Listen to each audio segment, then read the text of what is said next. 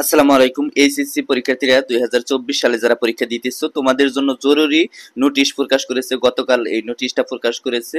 তো নোটিশ আজকে তোমাদের সামনে তুলে ধরবো। তো মূল টপিকে চলে যাওয়ার আগে একটি রিকোয়েস্ট থাকবে, যারা এখনো নতুন অবশ্যই চ্যানেলটি সাবস্ক্রাইব করে পাশে থাকা বেল আইকনটি বাজিয়ে দাও।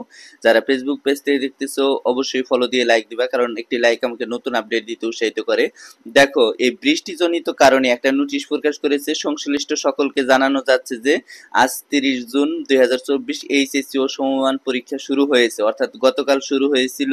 আবহাওয়া অধিদপ্তরের সূত্র মতে জানা যায় আগামী কয়েকদিন বৃষ্টিপাতের সম্ভাবনা রয়েছে। পরীক্ষার দিনগুলোতে বৃষ্টি থাকলে প্রয়োজনে নির্দিষ্ট সময়ের পূর্বে কেন্দ্রের মূল গেট খুলে দিয়ে পরীক্ষার্থীদের কেন্দ্রে প্রবেশের ব্যবস্থা করতে হবে। অনিবার্য কারণে কোনো কেন্দ্রে পরীক্ষা শুরু করতে আধা ঘন্টা কিংবা 1 ঘন্টা দেরি হলে জরুরি পরিস্থিতি বিবেচনায় উক্ত আধা ঘন্টা কিংবা 1 ঘন্টা সময় বেশি নিবে, অর্থাৎ পরীক্ষা শেষ করার প্রয়োজনীয় ব্যবস্থা গ্রহণের জন্য অনুরোধ করা হলো।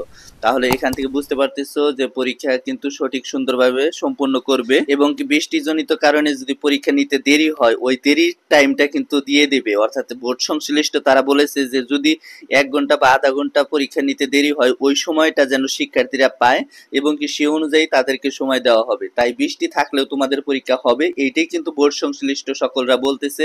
বোর্ড থেকেও এটা নোটিশ প্রকাশ করেছে। যেহেতু বোর্ড থেকে নোটিশ প্রকাশ করেছে, অবশ্যই তোমাদের পরীক্ষার সম্পূর্ণ প্রস্তুতি ভালো থাকতে হবে। তো ভালো থাকো, সুস্থ থাকো। সামনে কোন আপডেট চাও অবশ্যই কমেন্ট বক্সে জানাবা। ধন্যবাদ সবাইকে। আসসালামু আলাইকুম।